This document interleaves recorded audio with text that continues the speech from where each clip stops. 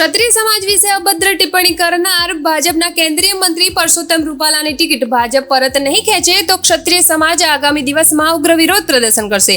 એટલું જ નહીં, રૂપાલાના મામલે ભાજપ નમતું નહીં જોકે તો ભાજપને ઘેર બેસાડીશું તેવો એક સુર ખેડા જિલ્લાના ચકલાસી ખાતે યોજાયેલ ક્ષત્રિય સમાજના અસ્મિતા સંમેલનમાં ઉઠવા પામ્યો હતો। અસ્મિતા સંમેલનમાં ગુજરાત યુવા ક્ષત્રિય સેનાના ઉપાધ્યક્ષ મહિપાલસિંહ ચૌહાણ સાથે મોટી સંખ્યામાં ક્ષત્રિય સમાજના આગેવાનો, કાર્યકર્તાઓ અને સમાજના લોકો હાજર રહ્યા હતા। આ સંમેલનમાં જય ભવાની ભાજપ જવાનીના નારા લાગ્યા હતા અને આવનાર 14 એપ્રિલના રોજ રાજકોટ ખાતે યોજાનાર ક્ષત્રિય સંમેલનમાં ખેડા જિલ્લામાંથી મોટી સંખ્યામાં ક્ષત્રિય સમાજના લોકો રાજકોટ જશે તેવો નિર્ણય લેવાયો હતો। આ રણનીતિ નથી, હવે આ યુદ્ધ છે। હવે આ યુદ્ધની શરૂઆત થઈ ગઈ છે અને યુદ્ધના બ્યુગલ વાગી ગયા છે, કારણ કે જે 15 દિવસથી જે સમાજ ખાલી બે હાથ જોડીને વિનંતી કરી રહ્યો છે કે રૂપાલા સાહેબની ટિકિટ કાપો, પણ જો અત્યાર સત્તાધારી પક્ષને એવું લાગી રહ્યું હોય કે જો આ સમાજ કંઈ કરી શકે એમ નથી અને કે કંઈ સમજી શકે એમ નથી અને હજુ ને હજુ આ સમાજને ઉશ્કેરવાનો કોશિશ કરી રહ્યા છે। આજનું જ તમને કદાચ મેં પ્રેસ નોટ વાંચી કે ક્ષત્રિય સમાજની સામે 10 ગણું સંમેલન કરશે રાજકોટમાં, એવા પ્રેસ નોટો મૂકી રહ્યો છે। એટલે ડાયરેક્ટલી ઇનડાયરેક્ટલી સમાજને ઉશ્કેરવાની કોશિશ કરી રહી છે। હજુ એમને ખબર જે સમાજે આજે તમે જો દેશના રજવાડા આપી દીધા, બેન બા દીકરીઓ માટે બલિદાનો આપી દીધા, આજે આપવામાં કશું બાકી રાખ્યું એવા સમાજને જો ખરેખર મહેરબાની કરીને આ લોકો ઉશ્કેરી રહ્યા છે તો આજે એ સમાજ એનું રૂપ ખરેખર ધારણ કરી રહ્યું છે અને આવનાર સમયમાં બતાવશે કે આ સમાજની તાકાત શું છે। જો હવે તો હવે બહુ દિવસ 15 દિવસથી અમે બે હાથ જોડીને વિનંતી કર્યા છે કે હવે રૂપાલાની ટિકિટ કાપો, પણ હવે અમને એમ લાગી રહ્યું કે અમને રૂપાલાની ટિકિટ કાપવામાં કોઈ રસ નથી। બસ તો અમારો હવે એક જ મુદ્દો છે કે હવે ભાજપ ભગાવો, રાજપૂત બચાવો। આજે ચકલાસી નગરમાં સમગ્ર ક્ષત્રિય સમાજના યુવકો દ્વારા, અલગ અલગ સંગઠનો દ્વારા એક સંમેલન યોજવા જઈ રહ્યું છે, ત્યારે મને લાગે છે કે ચોક્કસ ક્ષત્રિય સમાજમાં રાજકોટના ઉમેદવાર શ્રી પુરુષોત્તમભાઈ રૂપાલાના નિવેદનથી ક્ષત્રિય સમાજને જે ઠેસ પહોંચી છે અને એમણે જે એવું નિવેદન કર્યું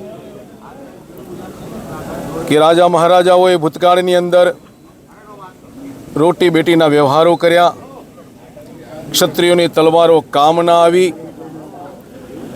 અને આવી ટિપ્પણીને કારણે સમગ્ર ક્ષત્રિય સમાજમાં એની લાગણી દુભાઈ।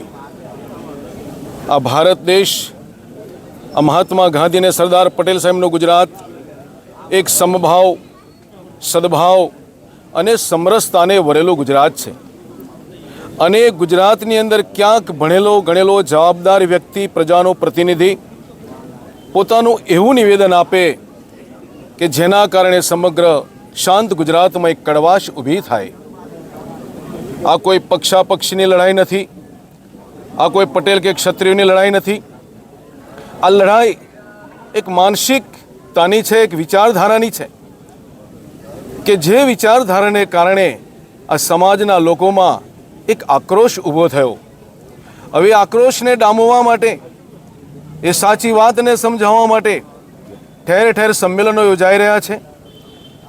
ત્યારે અહીંયા યુવકો જે ભેગા થયા છે એ યુવકોની પણ એક જ વાત છે કે જે જવાબદાર વ્યક્તિઓ છે, જે સિનિયર આગેવાનો છે, એમના દ્વારા શું આ કોઈ ઈરાદાપૂર્વક ટિપ્પણી કરવામાં આવે છે કે જેના કારણે સમાજમાં એક જુદાઈના ઝેર રેડાય, કડવાશ ઊભી થાય?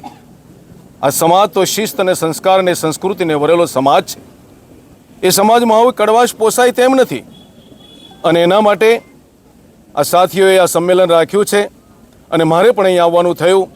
હવે આગળનો કાર્યક્રમ આમ સંમેલનમાં એક સંવાદ દ્વારા આગળ ચાલશે। આજે ચકલાસી ખાતેનો કાર્યક્રમ આપ સૌ જાણો છો કે આખા ગુજરાત લેવલે અમારા ક્ષત્રિય સમાજે જે આંદોલન ઉપાડ્યું છે બેન દીકરીઓ માટે, એના માટેના પ્રતિકાર કરવા માટેનો આ પ્રોગ્રામ છે અને ગામડે ગામડે અને ઘેર ઘેર સુધી આ પ્રોગ્રામ અમે લઈ જઈશું અને સન્મુખ અત્યારશાહી આ સરકારને જવાબ આપીશું। આજનું તમે સ્ટેટમેન્ટ જોઈ રહ્યા છો કે 14 તારીખે રાજકોટની અંદર અમારું મહાસંમેલન યોજવાનું છે, એના અનુસંધાનમાં જે સ્ટેટમેન્ટ આવી રહ્યા છે કે 10 ગણી પબ્લિક ભેગેરી અમે ફોર્મ ભરવા જઈશું। તો આ શું છે સન્મુખ અત્યારશાહી, નહીં તો બીજું શું છે? અને બીજી એક વસ્તુ કહું કે કાજલ હિન્દુસ્તાનીનું જે બયાન આવ્યું છે એના અનુસંધાનમાં જે સમાજ એનો વિરોધ કરી રહ્યો છે, જે સમાજ વિશે કહેવામાં આવ્યું હતું એ સમાજ વિરોધ કરી રહ્યો છે, એને કોઈ પણ જગ્યાએ કોઈ પણ અટકાયત થતી નથી અને શાંતિથી એમનું આંદોલન ચાલે છે. અમારા નેતાઓ જ્યારે આંદોલન કરી રહ્યા છે ત્યારે રોકવામાં આવે છે અને એરેસ્ટ કરવામાં આવે છે અને ખોટી રીતે હેરાન કરવામાં આવે છે. આનો જવાબ અમે આપીશું એવો જોરદાર જવાબ હશે કે જય ભવાની ભાજપ જવાની. એના સિવાય અમારી પાસે બીજું કોઈ સૂત્ર હવે રહ્યું નથી. આગળની રણનીતિ શું રહેશે ખાસ કરીને? આગળની રણનીતિ અમે છેક સુધી 7 તારીખ સુધી લડી લેવાના મૂડમાં છીએ અને 14 તારીખે પછી આંદોલનની અંદર અમારી સંકલન સમિતિ જે આદેશ કરશે એ પ્રમાણે ગામડે ગામડે જઈ અને જે સીટો ક્ષત્રિયની બહુમતી વાળી છે એ સીટો અમે ચોક્કસ જીતીશું અને ભાજપને ઘર ભેગી કરીશું.